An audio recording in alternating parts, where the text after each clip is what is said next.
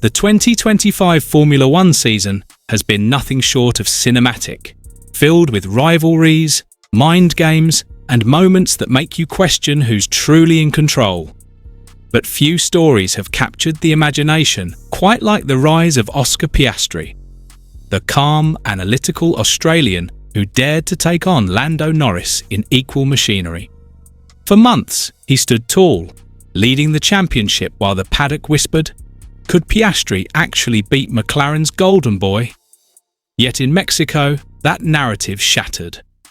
What unfolded under the high-altitude chaos of Mexico City wasn't just a dip in performance, it was a humiliation. From holding a 34-point lead to now facing the real possibility of losing the title lead overnight, Piastri's campaign is spiralling. 7th in qualifying, struggling for pace, radio silence after a gutting result. The numbers alone don't tell the story, but the silence did. Something's not adding up at McLaren. And today, we're going to peel back the layers to find out exactly what went wrong and whether Piastri's downfall is as simple as lack of grip or something much darker. If you love deep F1 analysis and want the truth behind what really happens inside teams like McLaren, don't forget to subscribe. This one is important.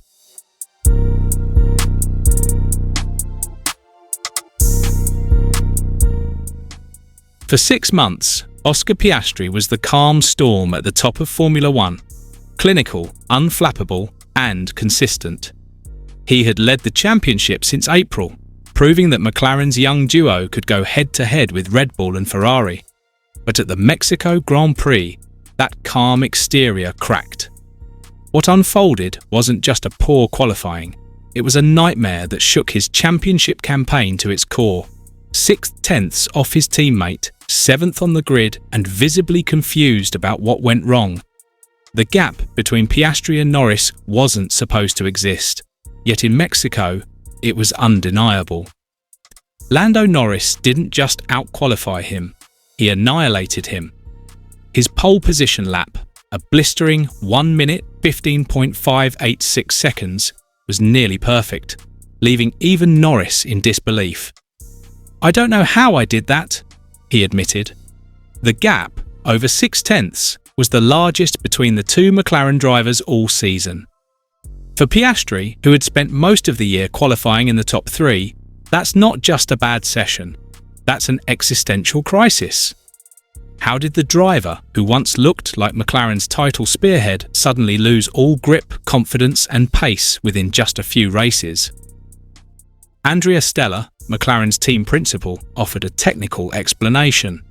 It's more difficult for Oscar to use the car when the conditions are sliding.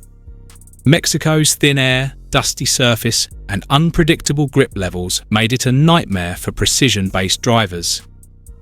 Norris, more aggressive on entry and better at adapting to unstable rear ends, thrived.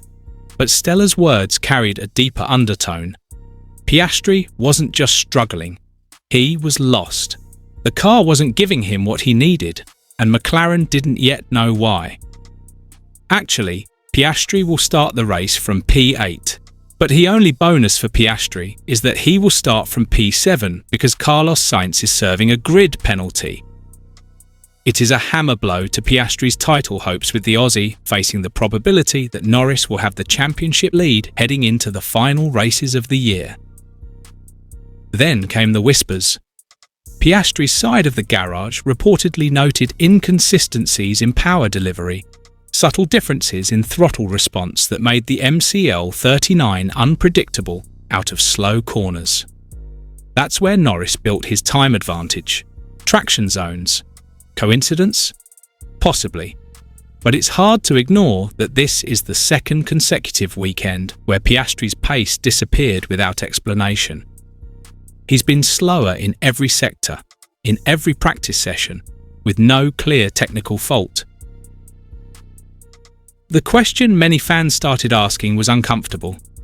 Is McLaren unintentionally, or perhaps strategically, tilting towards Lando Norris? It wouldn't be the first time in Formula One that a team subtly prioritised one driver in a title fight.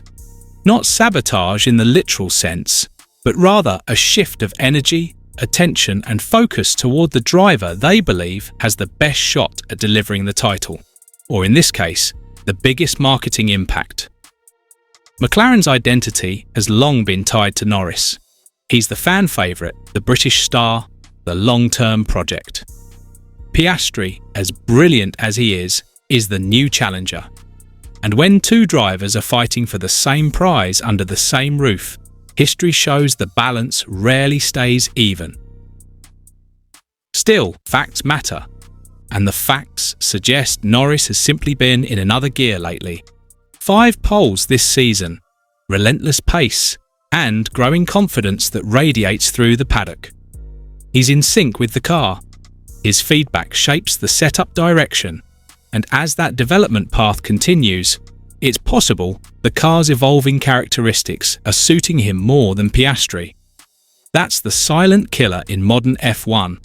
Cars are constantly updated, and small design tweaks can shift handling balance in a way that benefits one driving style over another. For Piastri, whose style depends on high rotation and stability at the rear, Mexico's conditions were brutal. Sliding tyres, unpredictable grip, and a car that refused to rotate cleanly. His lap looked cautious, too cautious. Analysts noticed how he braked earlier and didn't attack the apexes as confidently as he used to. When you're 6/10 behind, that hesitation is fatal. But it's also understandable when you don't trust the rear end of your car. Confidence in Formula One is everything, and once it's gone, you can't fake it. The most telling moment came after qualifying, as Piastri was told over the radio that he finished P8. And the only bonus for Piastri is that he will start from P7 because Carlos Sainz is serving a grid penalty. There was silence. Not frustration, not excuses, just silence. It was the sound of a driver who no longer knows what to say. After months of being on top, he suddenly looks isolated, both on and off the track. The same driver who stunned the world with his composure in his rookie season now looks like a man trying to understand his own downfall. Norris, meanwhile, was all smiles. Confident, relaxed and unstoppable. His lap time stunned even the Ferraris and Redbulls, who couldn't touch McLaren's pace. It was their first pole in Mexico since 1990. And a statement that McLaren, not Red Bull, is dictating qualifying sessions now. Yet, for all of Norris's brilliance, one can't help but feel this moment has left the team internally divided. Because if Norris wins and Piastri fails to finish top 4, the championship lead changes hands, and the psychological power balance at McLaren changes forever. And that's where the real story lies. The momentum shift. Every championship battle eventually becomes psychological. Once one driver starts doubting himself, every small issue feels bigger. Every tiny imbalance feels personal. Piastri's confidence is visibly shaken. Stella said, "He loses a few milliseconds in every corner." But to Piastri, those milliseconds must feel like a mile. He's losing to the one driver he can't afford to, his teammate, and doing so while the world watches. So was it sabotage? Probably not. But bias, even unconscious bias, might be creeping in. The faster driver gets more data, more attention and more momentum. And as Norris continues to deliver, that bias will only grow stronger. For Piastri, the challenge now isn't just technical, it's emotional. He must rediscover the aggression, the self-belief, and the trust in his machinery that made him a champion in waiting in the first place. So what do you think? Was Piastri simply outdriven? Or is there more going on beneath McLaren's polished surface? Could Norris's dominance really be down to skill alone? Or are there invisible hands shaping this title fight? Let me know your thoughts in the comments. And don't forget to subscribe so you won't miss any of our latest videos.